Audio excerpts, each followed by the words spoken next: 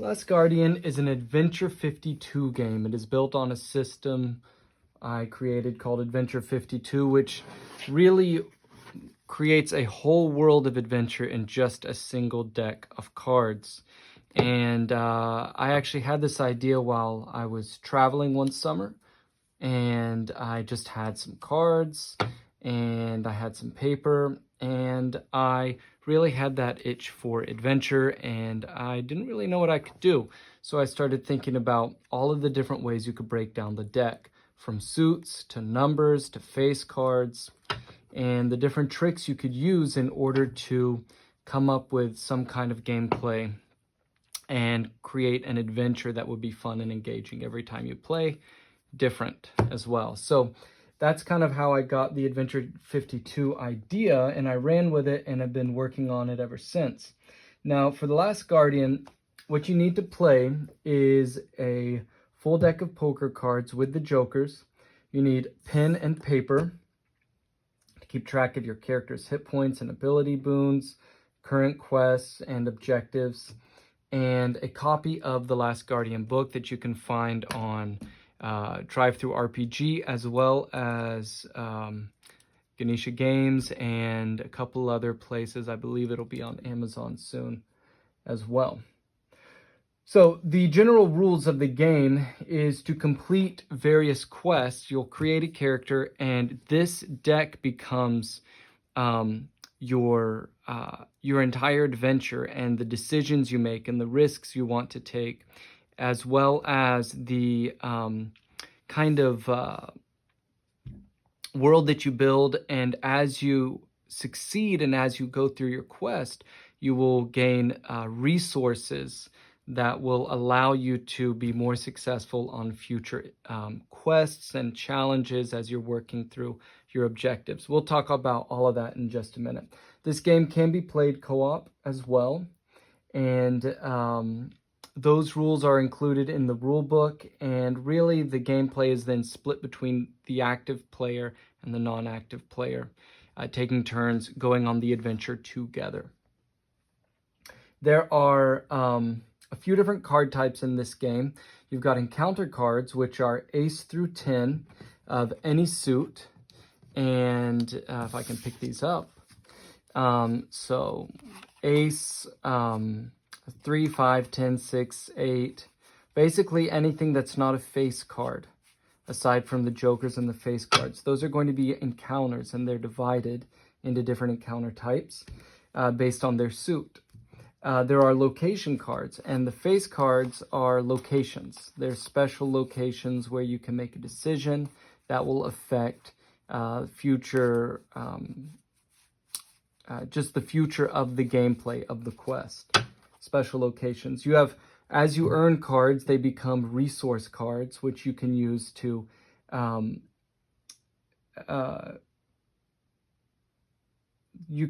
support your other objectives and completing additional encounters and locations. And so let's go ahead and get in. Let's just play together, and as we play, we'll kind of just talk about how everything works.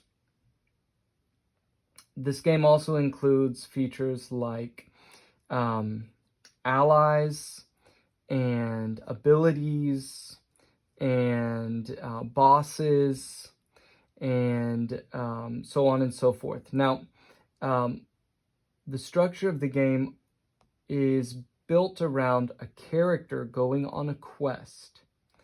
And what we'll do first is we'll select a character class, then we will set up our play area, which is almost set up, draw our encounters, and begin questing.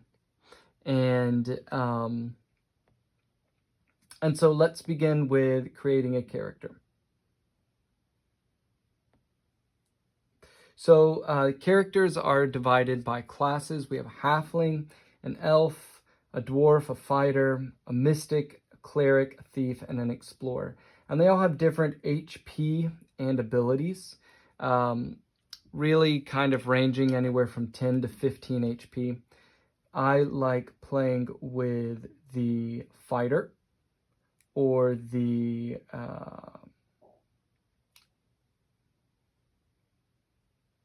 halfling. So let's begin with the halfling. And let's just pick a name. We'll choose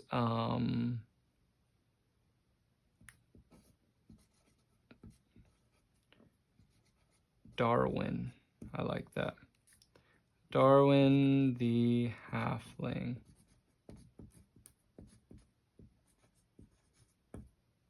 Okay, and halflings start with 10 HP. So I'll put my HP here. You can use coins or counters to count your HP, but I'm just gonna do it right here because really you just need the book, the deck, and a piece of paper and pencil. And then I've got an ability, which is resilience. Okay, so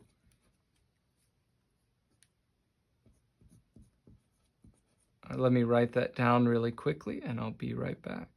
Okay, so I decided to make the paper make sense by writing on the lines. We've got Darwin the halfling, 10 out of 10 HP beginning, and resilience. Place a failed encounter back into the deck and shuffle the deck. And it'll make sense how that ability works once we get started playing. Now, once we have our character, the next part of starting the game is setting up the play area. And really, I just need to have space for encounters. I need to have space for my draw deck and for my discard pile, and then for my resources that I earn as I play.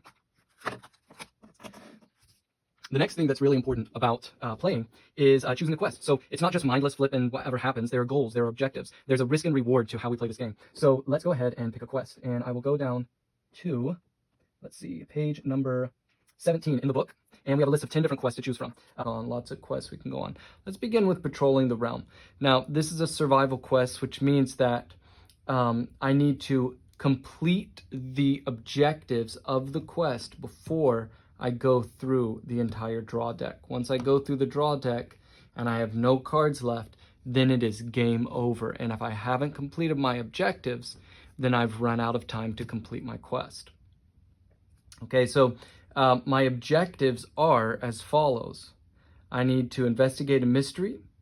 I need to defend the borderlands. I need to, discover the traitors. And then I have an alternate option of learning forgotten mysteries. And so I'm going to go ahead and write down my objectives here, and I'll explain how the objectives work in just a moment.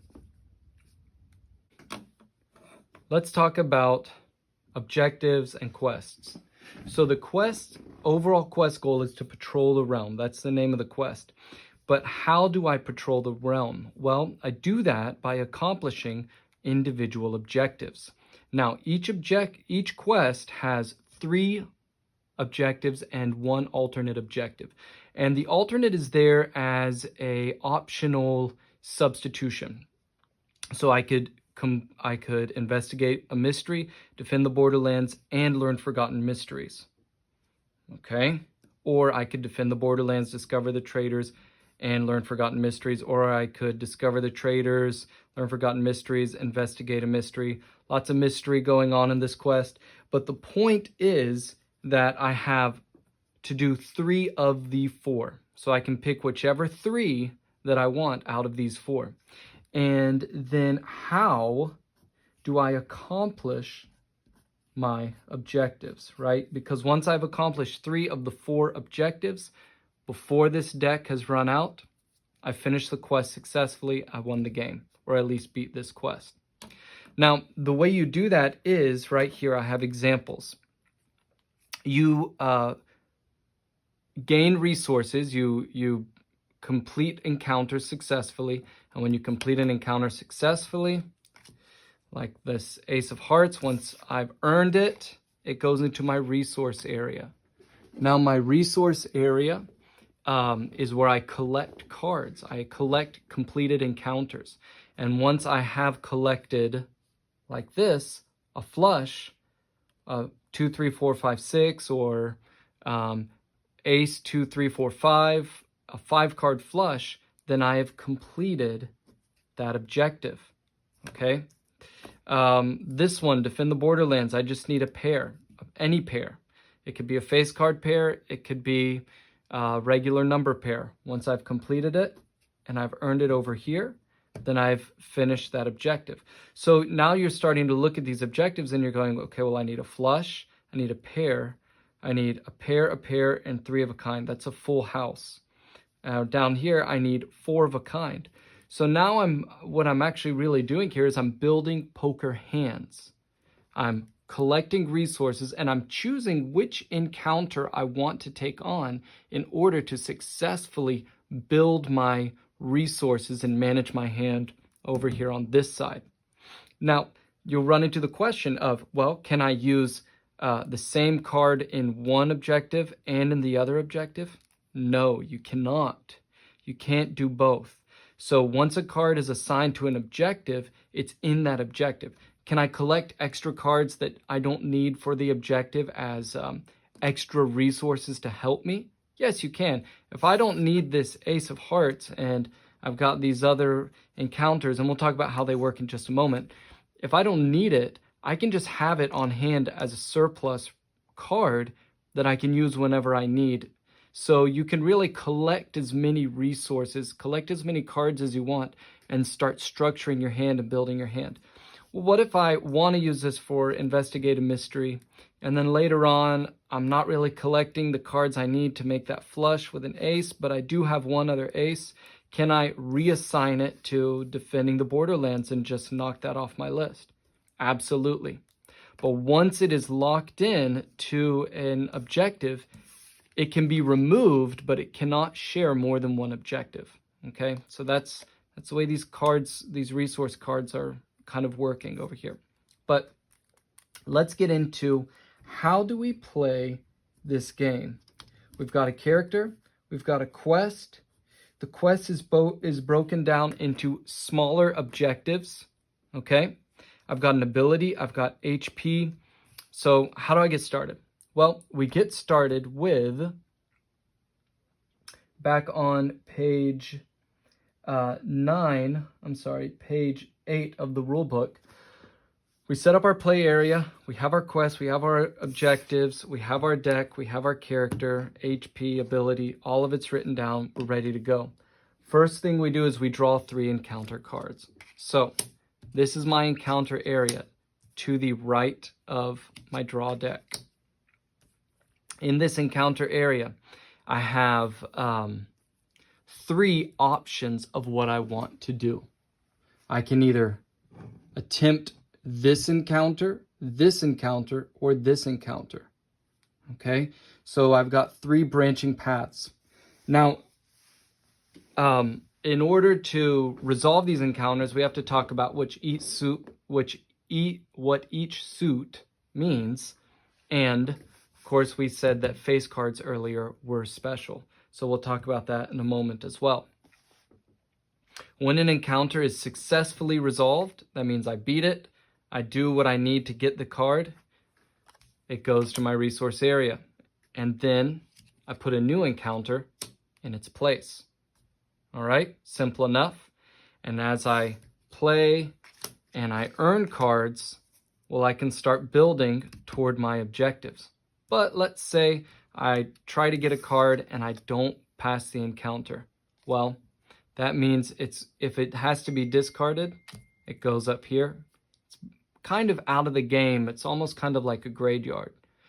Can cards come back out of here? They can, but you have to do something special to get them back and to try to use them again. So as you're collecting cards, you're also kind of shifting. How am I going to successfully complete each of these objectives?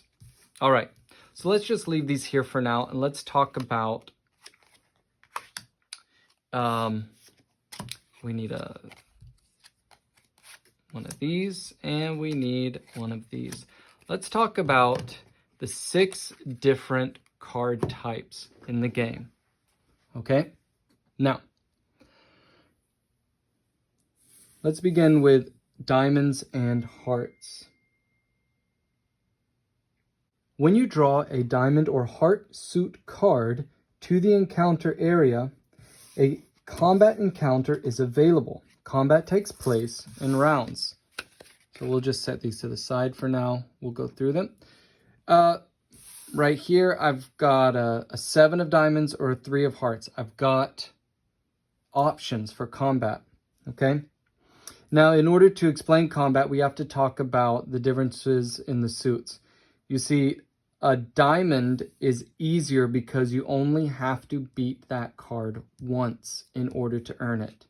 A heart card requires beating it twice in order to earn that card and move it to your resource area. So diamonds are going to take less time, they're going to be less challenging, but if you need that heart card to complete an objective and it's right there in front of you, you might want to take the risk in order to get it. Okay, so let's go through a combat round. Let's say I've got a 7 of diamonds. Now, the endurance we'll talk is the endurance is an enemy's in order to engage in combat, we have to talk about endurance, damage, and the combat procedure. Endurance is an enemy's endurance represents the number of successful actions required to defeat it. So diamonds have 1 endurance. I have to successfully beat this card 1 time. Hearts have 2 endurance. Damage. This is the amount of HP damage the enemy inflicts on the player per round if an unsuccessful action is played. So if I try to beat it and I can't, there's a consequence. I'm going to lose health points. Diamonds have 1 endurance. They need to be beaten once. And 1 damage. They will do 1 HP damage every time I lose a round of combat. Hearts have 2 endurance and do 2 HP of damage. Okay, so now we're getting like this 3. I could only lose to it 5 times before I die. And it's game over. The combat procedure. Combat procedure is very simple. You draw and compare. You either draw a card from the draw pile, the adventure deck where all of your encounters are, and you take a risk to try to beat the 7 or whatever encounter is in front of you, diamond encounter. Or you take a card from the resource area and compare its value to the enemy card. So this is a 7. I need a card that is equal or greater than the combat encounter card's value to succeed in the round. So I need a 7 or higher. Let's pretend that this is my resource area right now. If I played a 3, that would be a loss, and I would take damage. A 6, I would also take damage. But a queen against a 7, that beats the 7's power, and because a 7 is a diamond card, I only have to beat it 1 time. Okay? If you succeed in the required number of rounds equal to the foe's endurance, you defeat the foe and move the enemy card from their enemy card to the resource area. The card used to play against the enemy card is discarded to the discard pile. And here is the twist to how we play. I called these cards over here the resource cards. It's because you can earn them as resources to complete your objectives, but you can also spend them as resources to beat other challenges. So let's say we draw the 3 of hearts, okay? Well, the 3 of hearts has to be beaten by a 3 or higher 2 times. So I've got these cards over here. This is in the discard area. I've got these 4 cards here, and I play a 4. That beats it. But see this? I need a flush, and I've got 6 and 7 right now, and that's going to help me toward my flush. So do I want to give up the 6 and 7, or do I want to draw thinking I could probably beat the 3? I'm going to draw thinking I can beat this 3 because it's a pretty low card. I drew a 7. Perfect. So this 3 now comes over here into my resource section. Both of these cards used are now discarded. If I had drawn something lower than a 3, let's say an ace, then I would subtract 2 from my HP down to 8. Okay, so the combat encounters in general work in this way. Now, one last rule when it comes to combat encounters is, or a couple more rules actually when it comes to combat encounters. If you fail, your character loses a number of HP equal to the enemy's damage stat, unless otherwise specified. If you fail a round of combat, let's say I played this and I fail, my HP goes down to 8. I can re-engage in combat if I choose, if I desire. Each round is independent. Previous cards do not stack, so I can't put a 4 on top of the ace and say it's 5. No, that card is a fail, and I have to beat it twice with 2 higher cards. Okay? You may flee after an unsuccessful round. However, you do not gain resources and do not regain any HP. When fleeing, you will discard the enemy encounter card and replace it with a new card from the draw pile. So now I've basically lost the opportunity of getting that 3, and I've got to replace the missing space with another card.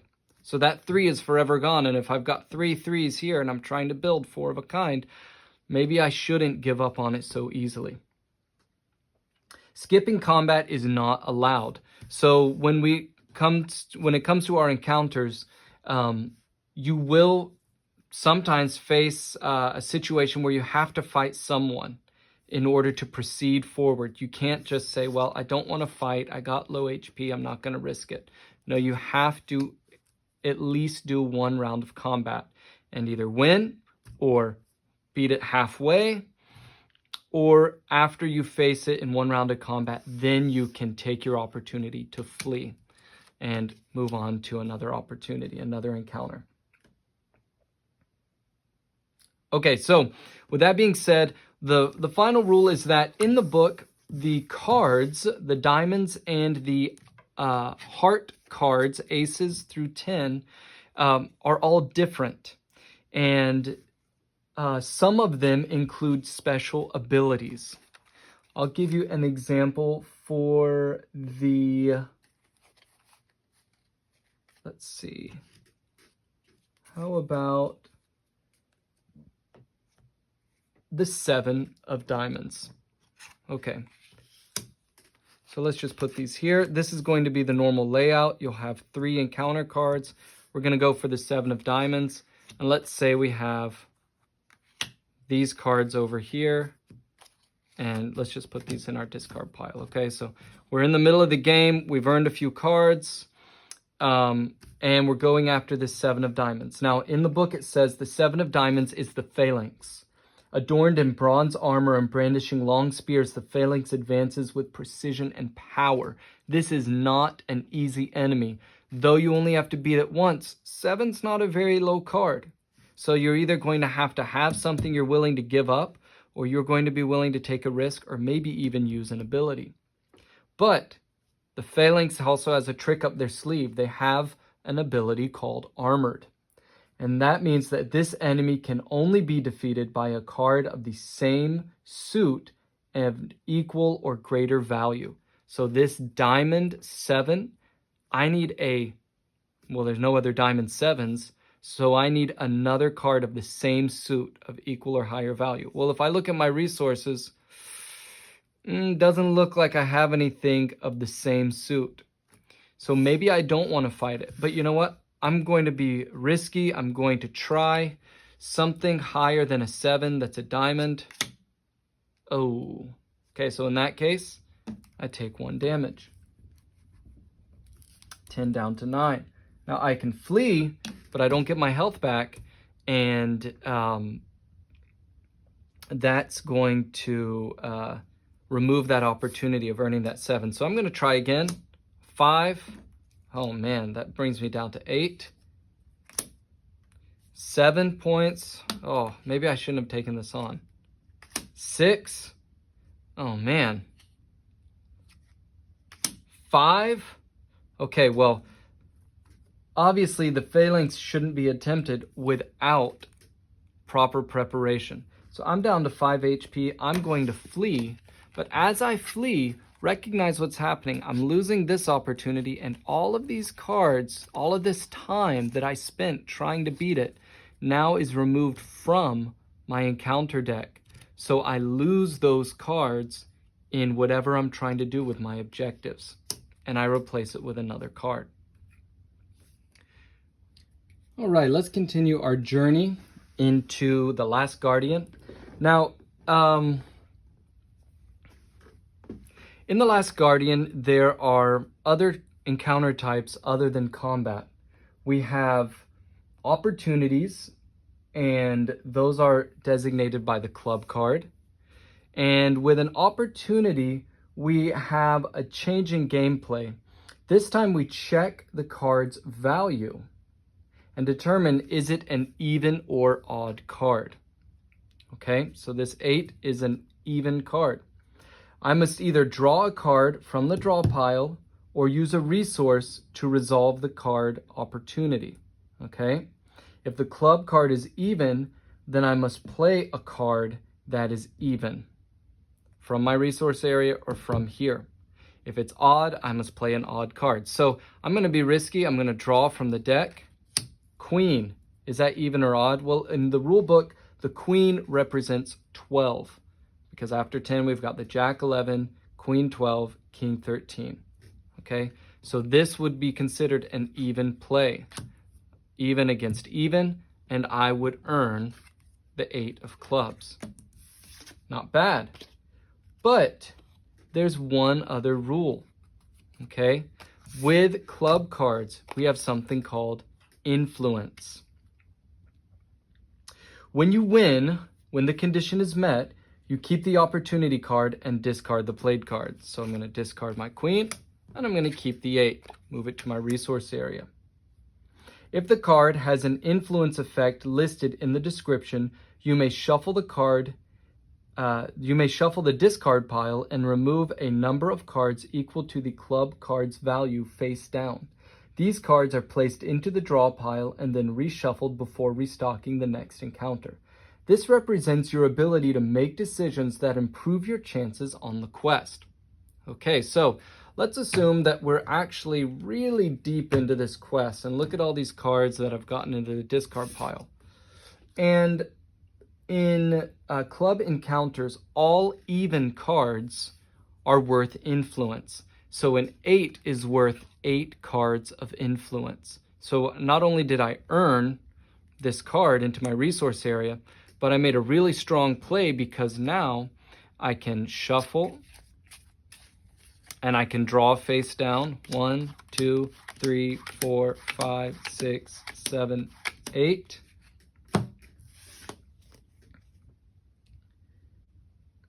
I can place them in the draw pile and then shuffle the draw pile.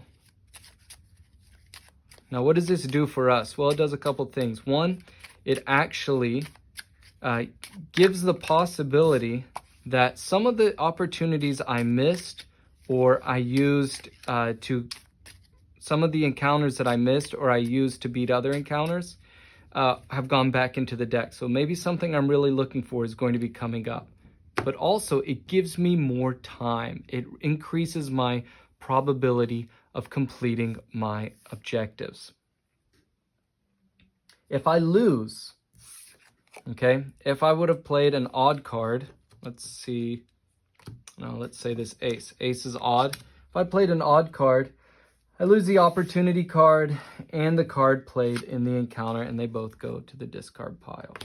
Okay, so if I didn't get it, if it didn't match even with even or odd with odd, then I lose it. Okay, this would have been an opportunity for 4 more cards. So now we're getting into managing, getting more time into my quest, building my hands, really working with bringing everything together so that I can get this quest completed. Okay. Players cannot choose to flee from an opportunity. Once a club encounter is revealed, it must be resolved. Okay, so there is a special rule for that, but aside from our special rule I'll go over later, Club cards, just like combat cards, need to be resolved at the end.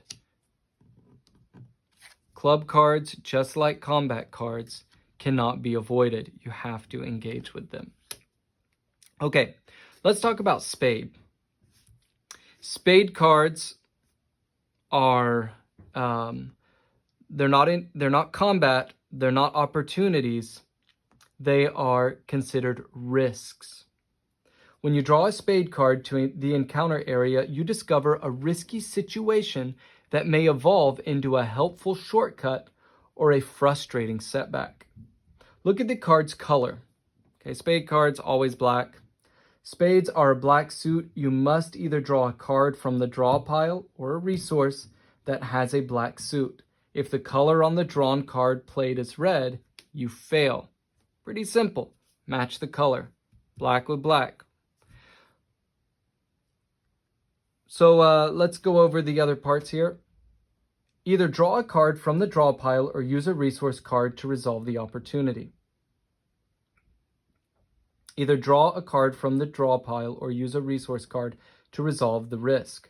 Check the color of the suit on the card.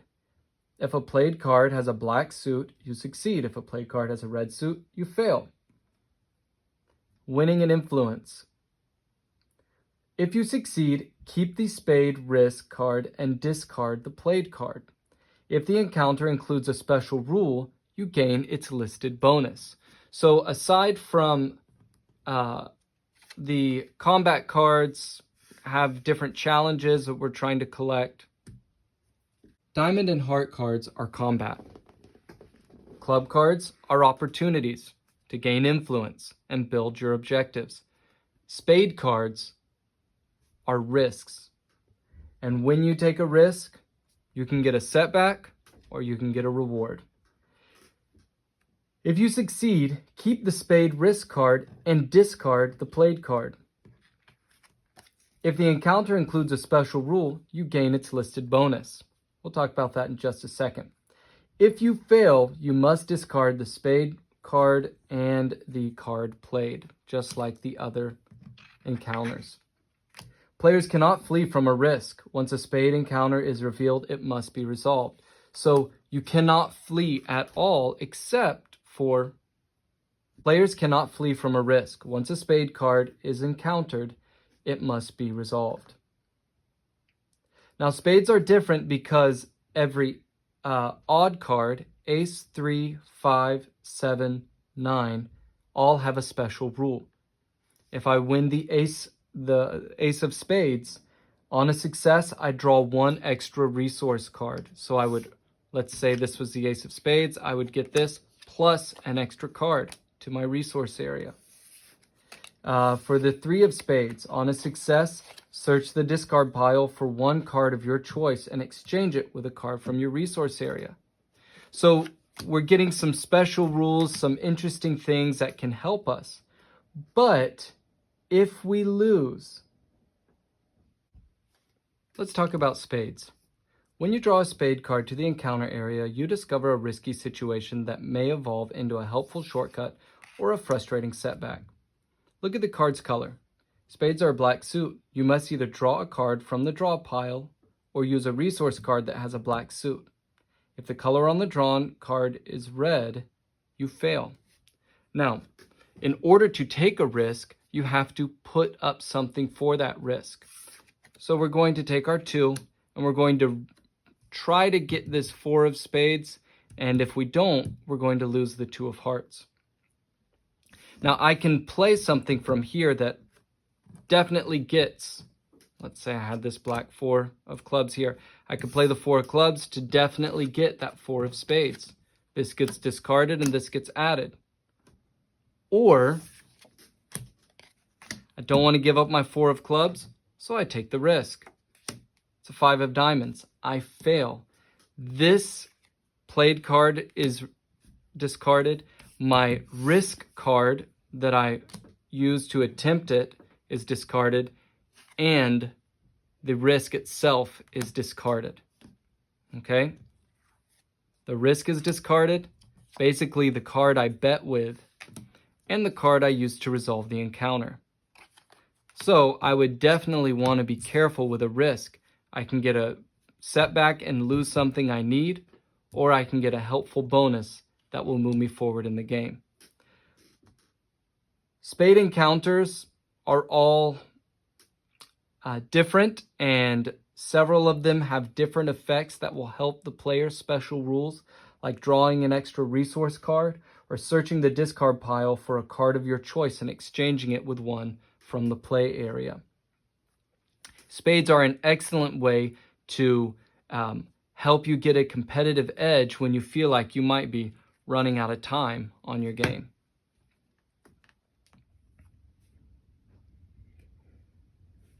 Let's say we're in a situation where we have a jack of spades.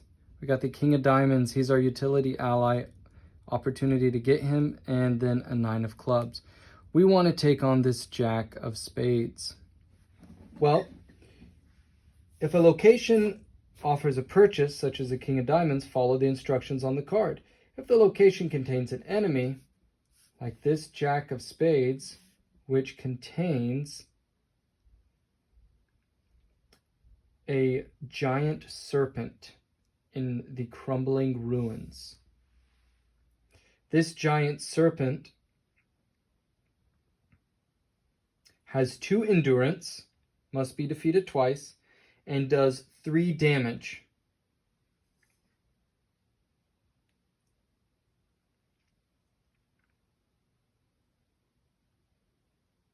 Let's talk about the suit-specific rules in exploration. Let's talk about the suit-specific combat rules in exploration.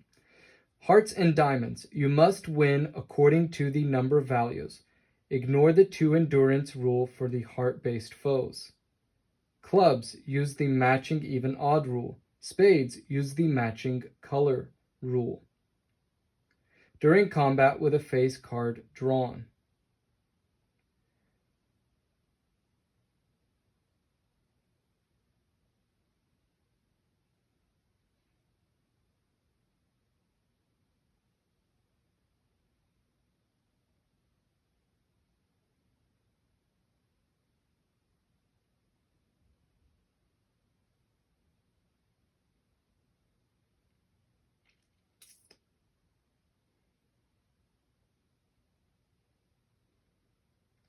During combat with a face card drawn.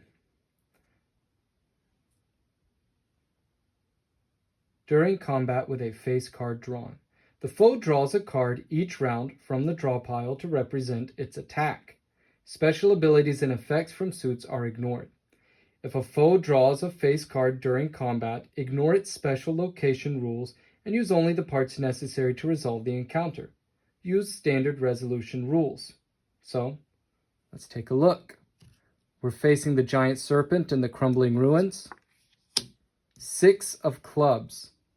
Okay, so we know that even matches even. So I can either play an even card from over here, or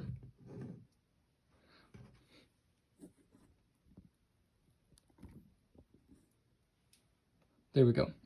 I can either play an even card from over here, or I can take my chances. I'm going to play an even card from over here. Queen is even, but she's my companion. She's my combat ally. So I'm going to play this 2 of diamonds. Okay, that's 1 endurance completed. So now he's going to draw again. A 10 of spades. Okay, for a 10 of spades, I have to have a black card. I don't have any black cards over here, so I'm just going to go for it. Wow, what are the odds? There we go. So now I have won this jack of spades. All of these get discarded.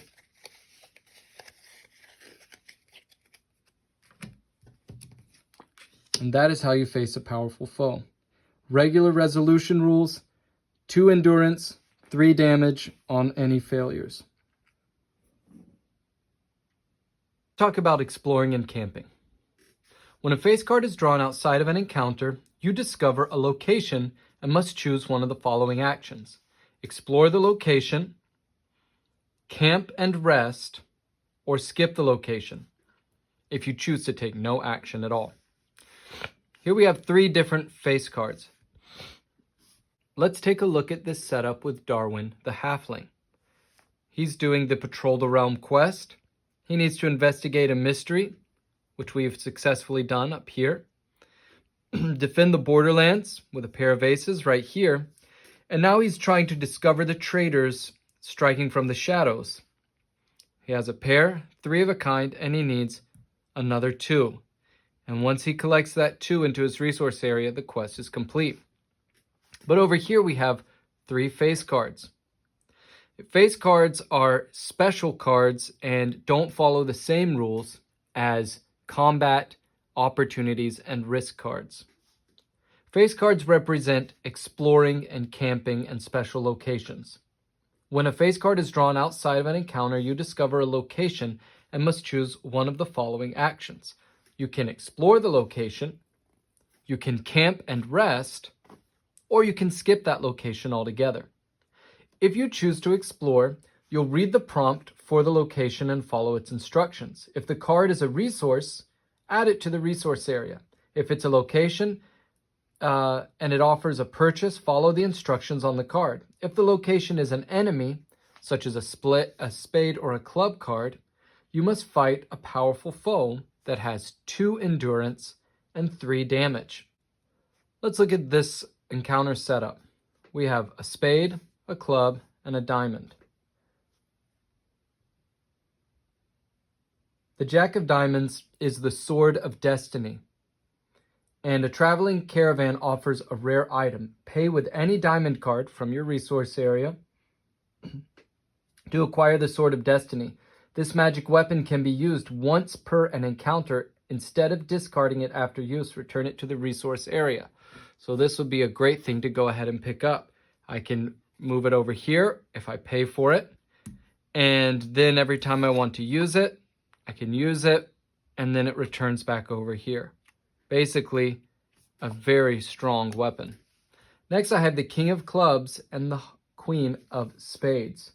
The King of Clubs represents a swamp temple, and the Queen of Spades represents the deep caverns, both of which hold powerful foes. The powerful foes have 2 endurance and 3 damage, so I need to be ready to take them on. But let's say I don't want to fight these enemies. Maybe I want to collect the Sword of Destiny. So in order to collect the Sword of Destiny, I need to pay with any diamond card. Well, I could pay with my Ace of Diamonds, but then I would lose that pair and I would have to start over. Let's go ahead and do that. Had it here. Ace of Diamonds pays for it. Jack of Diamonds is gone. Okay, look at that. My 2 of Clubs, 2 of Hearts. Really want to get this so I can finish my full house and discovering the traitors, and then I can rebuild another pair. If I'm still at 5 HP from my earlier rounds, and I have these 2 enemies here, instead of exploring and facing powerful foes, I can choose to camp and rest. When I camp and rest, this card gets discarded. My HP restores back up to full. And if I've used my ability, it would have been exhausted. I now regain access to my ability. So if it was used in a previous round, when I camp, my ability is now available to use again. Okay, let's look at this scenario. In order to finish the game, I need to collect this 2 and build another pair. Do you think I can do it? This is a general overview of most of the gameplay. I didn't cover any of the boss encounters, special rules such as boons and completing consecutive quests, or even doing a short campaign mode.